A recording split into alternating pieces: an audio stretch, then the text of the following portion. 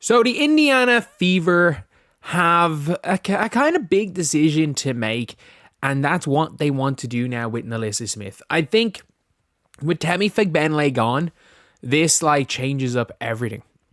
It changes up absolutely everything from what we can think from a fan perspective, from what we probably see on a team perspective. It really does change everything. Before we get on to that, if you guys are new to the channel, subscribe. We are trying to hit 40,000 subscribers as soon as possible. Right now, we are 56 off. We're probably not going to hit that today, but if we can hit that today or tomorrow, that would be absolutely insane, lads. But anyway, we got to talk about Nalyssa. So, Nalyssa Smith. She is a player with... Look, you don't average 15 and 10 if you've got no ability. Simple as that. When she averaged a year in 2023. You're not the second pick in the draft if you've got no ability. But I'm watching her in China, and her game is about high degree of difficulty post shots. Does she have good post footwork? No. Does she have up and under moves? Is she crafty in any way in the post? No.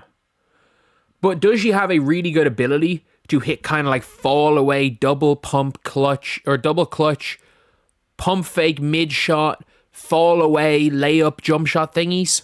Yeah. She can make them well. When she is in her stride finishing at the basket, is she a good finisher? Yeah. She is. Is she athletic? Yes. Does she really use her athleticism to the WNBA level? Not really. But there's a lot of things with Nalyssa where it's okay, there could be a player in there.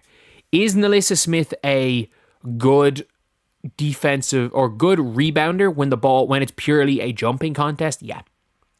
I think when it's a jumping contest, Nalyssa Smith is one of the best rebounders in the WNBA. It's just when she comes up against someone like an Angel Reese and they just seal her, she's screwed. When she gets sealed, she's screwed. She's the worst defender in the entire W. And I mean that. And this is Indiana, who are a terrible defensive team.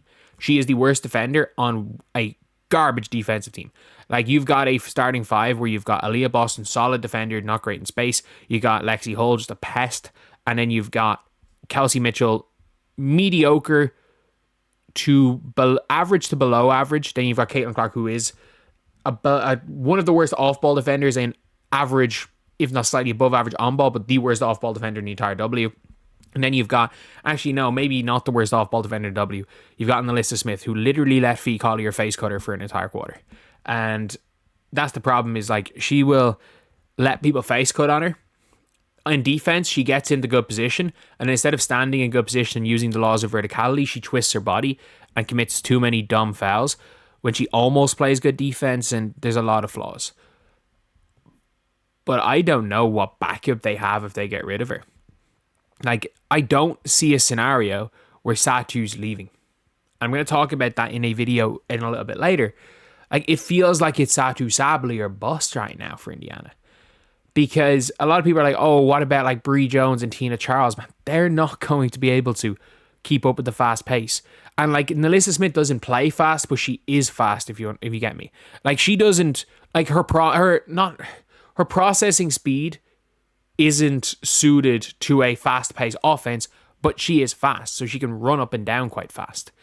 So it's very different. She can survive a lot better than, say, a Tina Charles or a Bree Jones. Bree Jones makes Aaliyah Boston look like Usain Bolt.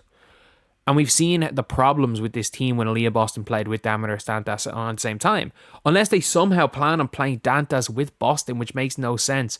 Because, in fairness, Dantas was signed to help Aaliyah Boston.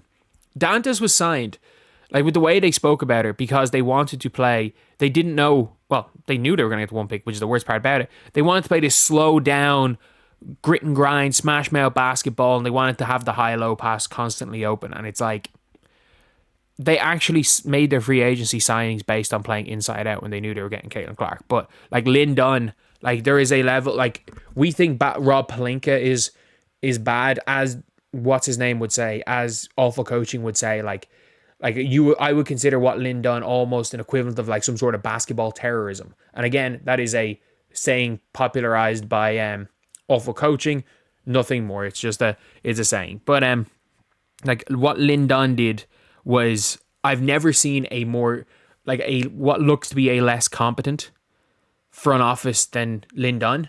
Lynn Dunn What did she do? She drafted like 4 people in the first round in 2022. Nalyssa Smith is she drafted Nalyssa Smith, Lexi Hull.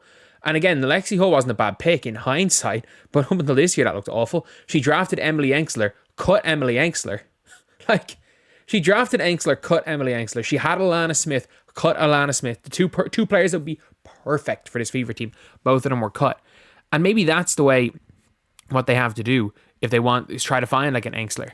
But at the minute, Nalyssa Smith is the starting power forward on this team. Like, as much as you want to hype up Damaris Dantas, she can't be on the floor at the same time as Aaliyah Boston if you want to run, or if you want to play defense. And as bad as Nalyssa Smith is on defense at the power forward position, she can at least move. Dantas just got ran around. Dantas is a good post defender. She can't guard power forwards, and like neither could Aaliyah Boston. Ironically, the only player in this team that could guard power forwards was Temi Fagbenle, who's not even on the team anymore. So I don't know what the Fever are going to do with Nalyssa Smith, but I would say it's looking more than likely they're going to keep her, because her trade value is an interesting one. It is an interesting one.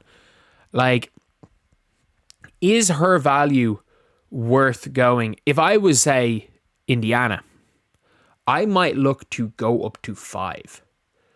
I might look to trade up to 5. And then everyone's talking about Sonia Citron for Indiana. Indiana don't have a power forward. And they don't exist on the free agency market. They legitimately don't exist. So unless Nalyssa Smith is literally going to say, unless like, I don't know what they can do. Maybe Kiki Iriafen's there at 5 and Indiana can try go up to 5. And by the logic of Golden State, we've already got like Temi, you've already got these players. Maybe Nalyssa Smith plus Sonia Citron is going to be better, or Nalyssa Smith plus Tahina Pau is going to do better for us. But I don't see a scenario where Nalyssa Smith being on this team is a positive next year, but I don't see a scenario that Nalyssa Smith is not on this team. Like, she's not going to be a good bench player, and if Nalyssa Smith is there, she's going to start. I have a really, really bad feeling that the Indiana aren't going to give up anything in their future, because these rookie scale deals, everything, they're not going to give up the draft pick, because draft picks are gold dust in this draft, especially first round picks. We have players tied down for 4 years with the new CBA deal. These draft picks are going to be gold dust. So I can't see, unless they can find a way to get Nalyssa Smith, to trade Nalyssa Smith, and I don't know, maybe you go and you trade Nalyssa Smith for, if I'm not mistaken, to the Sun of 2 second round picks. Maybe you trade Nalyssa Smith to the Sparks, maybe, I don't know, for 13. And you pray there's like a first round level player there at 13. You get her off the roster and you go international. Because I think if the Fever want to compete next year, they got to go international. But I don't know if that's the plan. The reality is, maybe, like, you've got Amber Cox in there, you've got a good coach. Maybe the plan is next year just to make that one step up. Maybe the plan is not to compete next year. The plan is to go in 2026 with Aaliyah Boston, Grace Berger, Caitlin Clark, and whoever they sign this year, Victoria Saxon, and whoever they sign this year on rookie deals. The worst part about it all is that they had Celeste Taylor. They had Celeste Taylor on a rookie deal, and they got rid of Celeste Taylor for no reason. For no reason whatsoever, they got rid of Celeste Taylor. Like, and then you have a blank slate coming into 2026 free agency when it's the Great Reset. You can sign whoever you want. And that changes things up.